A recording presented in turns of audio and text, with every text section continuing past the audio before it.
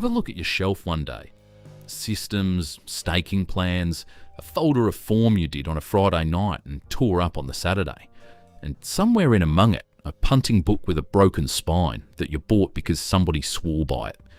You've tried the lot and you're still not in front.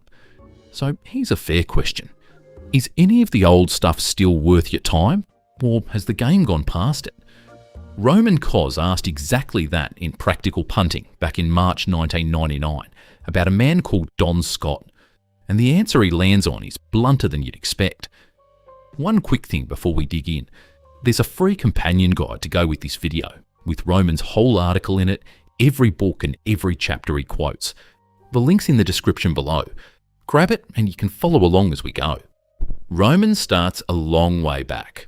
In 1969, the late Rem Plante published his fine book Australian Horse Racing and Punter's Guide, in which he recommended a simple system of grading each horse's entire career based on the number of wins and where those wins occurred.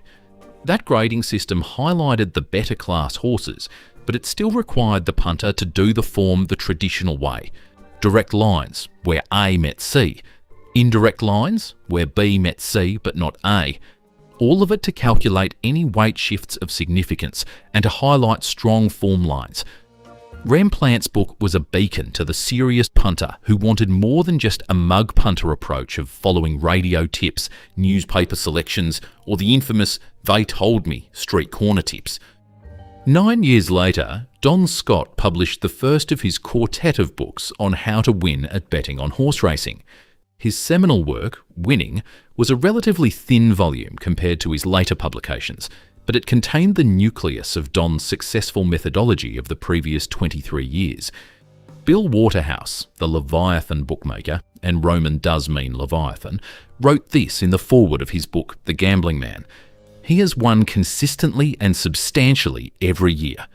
For the first time, the concept of rating each race with a figure and then rating each runner's performance in relation to that race figure was presented to the racing public. The disciples of Rem Plante now had that extra bullet in their armoury against the bookies. Winning was a runaway success. Which brings you to the question Roman puts at the top of the piece. Can the great punter's methods still produce winners?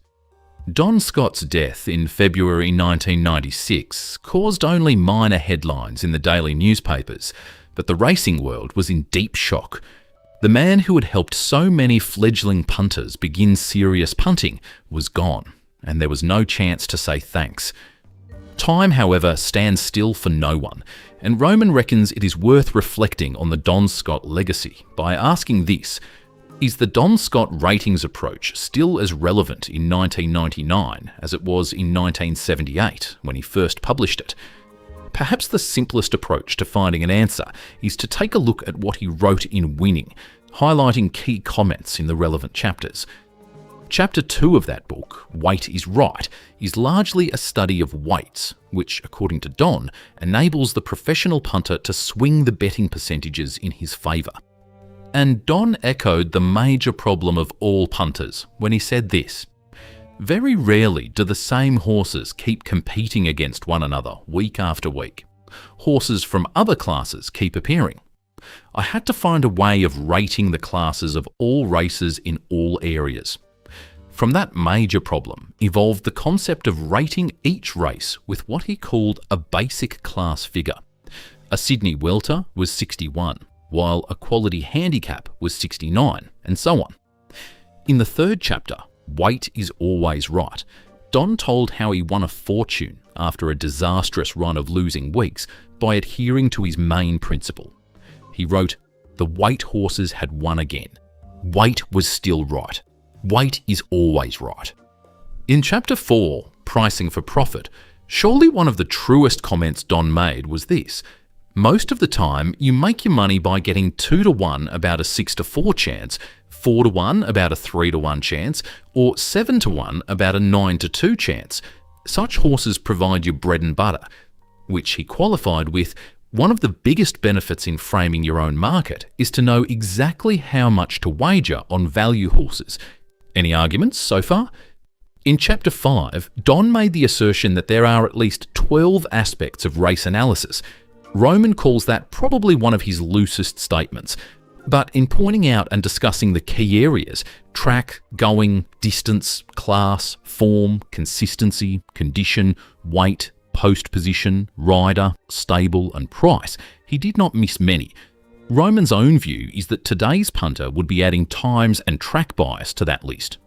Key comments in that informative chapter include these. Mature horses invariably follow the same form pattern, preparation after preparation. One fact to remember is that as a horse gets older, the less likely it is to go well fresh.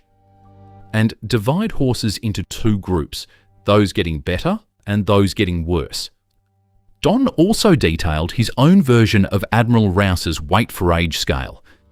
Roman says that although it has some value, he does not believe it to be as relevant as other parts of the book, and Don even says that not all horses improve according to the scale. In Roman's opinion, that makes debatable the use of the scale relative to deducing improvement in young horses. Small detour, then we're done with it. If this video's landing for you, a like sends it out to the folk it was made for. We're daily just now, weekly in time, so subscribe and the next one finds you. Plenty of tips flying about, most of them somebody's guess in a good suit. This video's just a bloke reading the form. Done, let's get on. Now, on wet tracks, Don went on to say this. The best advice I can give punters is to stay at home when it rains.